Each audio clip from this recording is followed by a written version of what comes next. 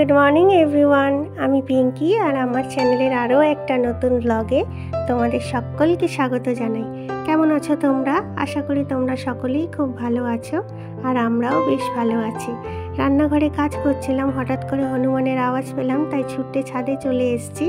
भाबलाम जदि गाछगुलो नष्ट करे देय, ताई देखते एसेछि। ता किछु करेनि, एखोनो ओरा नामेनि एखाने। और एटा आमार स्नेक प्लांट, एटा होच्छे काठाली कलार गाछ और एगुलो होच्छे पार्पल हार्ट प्लांट और एटा चिरुनी प्लांट। एगुलो सबई इनडोर प्लांट, शुधु काठाली कलार गाछटा आलादा। तो आमी तोमादेर गाछगुलोও देखिए दिलाम। आमादेर एखाने छादेर मধ্যে गाछपाला लागानो खूबই मुश्किलेर ব্যাপার, কারণ যখনই হনুমান আসে তখনই ওগুলো নিচের দিকে নামিয়ে নিয়ে এসে ঠাকুর ঘরে রাখতে হয়, আবার যখন চলে যায় তখন আবার ছাদে তুলে দিয়ে আসি। আর আজকে আমি একটু ছোলার ডাল বানাবো, তাই ছোলা আলু প্রেসারে সিটি দিয়ে নিচ্ছি। আর আমি বেশিরভাগ জিনিসই প্রেসারে করার চেষ্টা করি, ডিমটাও সিদ্ধ করে নিই প্রেসারে। এতে আমার কি হয়, সময়টাও বাঁচে, গ্যাসটার খরচও কম হয়, পয়সাটাও বাঁচে। আসলে টাকা তো কখনো কারোর বেশি হয় না, যতই আয় হোক না কেন সব সময় মনে হয় আয়টা যেন আরও একটু বেশি হলে ভালো হতো। আয় যেন খরচ হিসেবে কমে যাচ্ছে আর খরচ আস্তে আস্তে বেড়ে যাচ্ছে, তাই না? তাই মনে হয় মধ্যবিত্ত ঘরের খরচ যেন ক্রমশ বাড়ছে।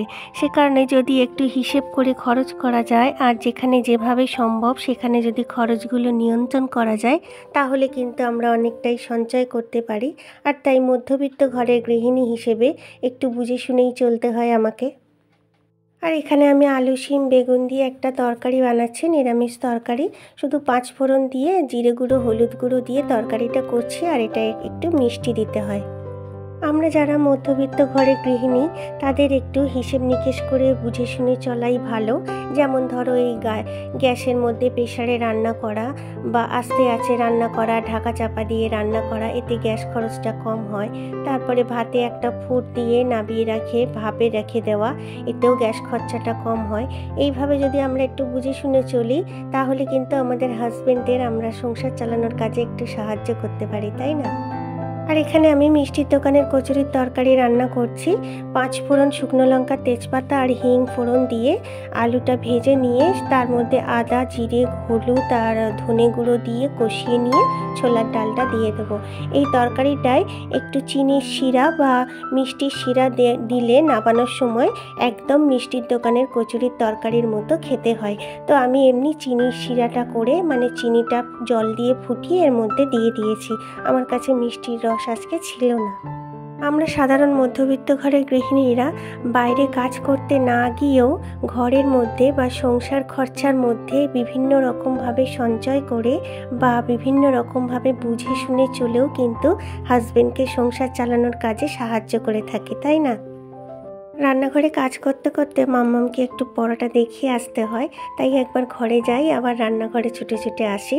আর আজকে আমি একটু হিং আলুর পরোটা বানাবো, তাই জন্য তেলের মধ্যে জিরে, শুকনো লঙ্কা, আদা আর হিং ফোড়ন দিয়ে ওই যে ডালের সাথে আলুটা সিদ্ধ করে রেখেছিলাম সেইটা এখন কষিয়ে নিচ্ছি, সামান্য কয়েক দানা চিনি আর নুন দিয়ে।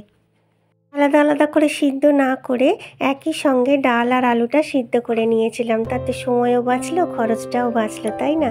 আর এখানে দেখো আলুর যে পুরটা সেটা ঠান্ডা হয়ে গেছে।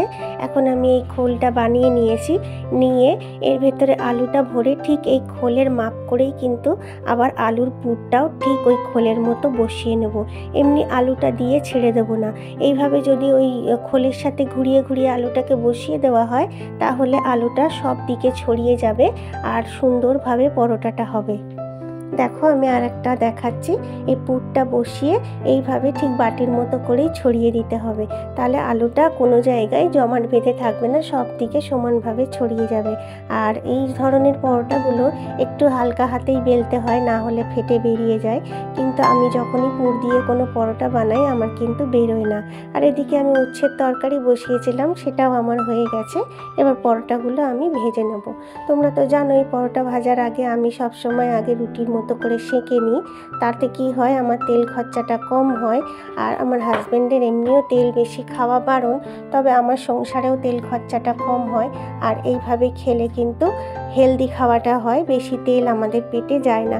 জাস্ট একটু ফ্রাইং প্যানের মধ্যে তেলটা ব্রাশ করে নেব, নিয়ে একটা পরোটা দিয়ে তার উপর আবার একটু তেল ব্রাশ করে নিয়ে উল্টে পাল্টে ভাপে দিয়ে পরোটাগুলো করে নেব। একটু তেল ব্রাশ করে করে আর চাপা দিয়ে দিয়ে উল্টে পাল্টে নেড়ে নেড়ে ভেজে নিলেই কিন্তু পরোটাটা ভাজা হয়ে যাবে। আর পরোটা মানেই একটু স্মোকি ভাব হবে, মানে পরোটার গায়ে এই যে সেই লাল লাল কালো কালো দাগগুলো পড়বে, তবেই কিন্তু মনে হবে যে সেটা পরোটা, আর খেতেও ভালো লাগবে। এই পরোটাগুলো গরম গরম নামিয়ে আমরা যদি কোনো জায়গার মধ্যে বা পাত্রের মধ্যে রাখি, তাহলে পরোটার তলাটা ঘেমে যায়, আর ঘেমে গিয়ে পরোটাটা নরম হয়ে যায় আর গলা গলা হয়ে যায়, তখন খেতে ভালো লাগে না। তো আমি এই ক্যাসারোলের মধ্যে একটা বাটি বসিয়ে তার উপরে পরোটাগুলো নামিয়ে রাখছি, তার ফলে পরোটার নিচেটা ঘামবে না আর ওইরকম নরম ক্যাতক্যাতে হবে না, খেতেও ভালো লাগবে। আর দেখো এদিকে আমি পরোটা নিয়ে নিয়েছি খাওয়ার জন্য। এই ভেতরে দেখো আলুর পুর সব দিকে সমানভাবে ছড়িয়ে গেছে, আর পুরো ভর্তি হয়ে রয়েছে পরোটার ভেতরগুলোতে, দেখতে পাচ্ছ। আর খেতেও কিন্তু খুব সুন্দর হয়েছে। আর হিং দেওয়ার জন্য মনে হবে যেন একদম হিঙের কচুরি খাচ্ছ। যেহেতু এটা হিং দিয়েছি তাই হিঙের কচুরির টেস্টটাও পাওয়া যাচ্ছিল এর মধ্যে।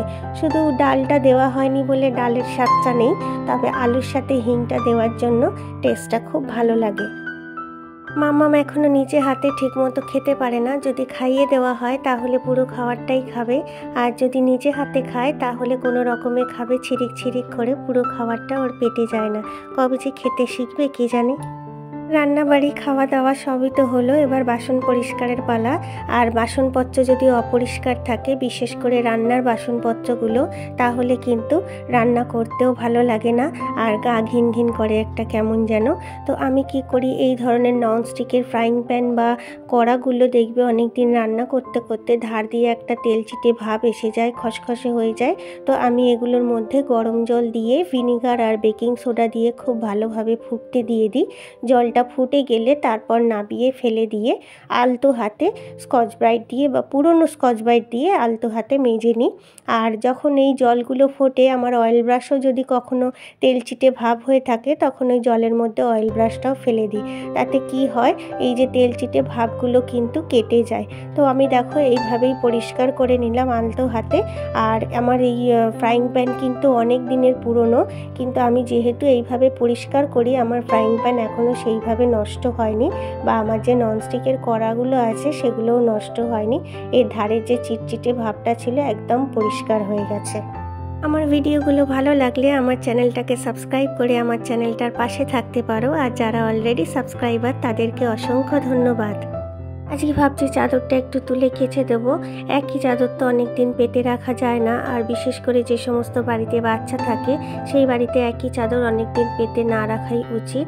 আর এই চাদরটা আমি কেচে বাইরে রোদ্রে শুকো দিয়েছিলাম দড়িতে, তো কুকুরে এসে খেলা করতে গিয়ে টানা হেজড়া করে ছিঁড়ে দিয়েছে একটা কোনা। তো চাদরটা তো আর আমার কাজে লাগবে না, তো ভাবছি কোথায় রাখবো, তাই বিছানায় চাদরের তলাতেই পেতে দিলাম। আমার যত পুরনো চাদর থাকে সেগুলো এইভাবেই মানে এক এক দিন এক একটা চাদর তোশকের ওপর পেতে দিই, তাহলে আমার জায়গার অভাবটাও মিটে যায়, কারণ এত চাদর আমি কোথায় রাখবো, আর আমার তোশকটাও বেশ ঢাকা চাপা থাকে।